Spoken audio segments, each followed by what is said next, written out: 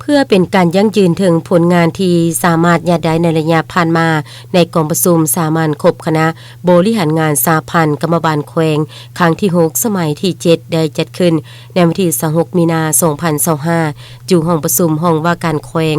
ยังได้มีพิธีประดับเรียนกามอบใบยุ่งโยของศูนย์กลางสหพันธ์กรรมบาลลาวมอบใบหับพงหักฐานหาเป็นเจ้าและทุงใส่แข่งขันหาเป็นเจ้าให้กรมกองและบุคคลที่มีผลงานดีเด่นในการจะตั้งปฏิบัติข้อแข่งขันหาเป็นเจ้า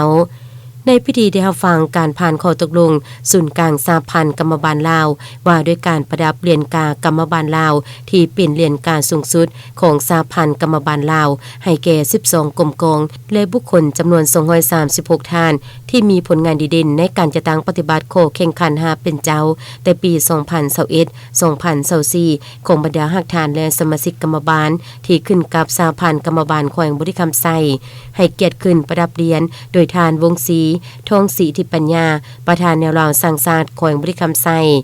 จากนั้นก็ยังได้รับฟังการผ่านข้อตกลงของศูนย์กลางสหพันธ์กรรมบาลลาวว่าด้วยการมอบใบย่องโยให้บุคคลจำนวน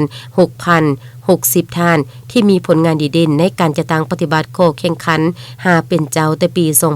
2021 2024ของบรรดาสมาชิกกรรมบาลที่ขึ้นกับสหพันธ์กรรมบาลแขวงบุรีคำไซ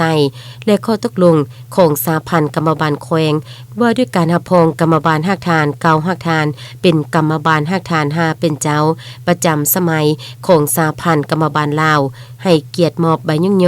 และมอบทุงใส่แข่งขัน5เป็นเจ้าโดยท่านกูใส่สมบัติประธานสหพันธ์กรรมบาลแขวง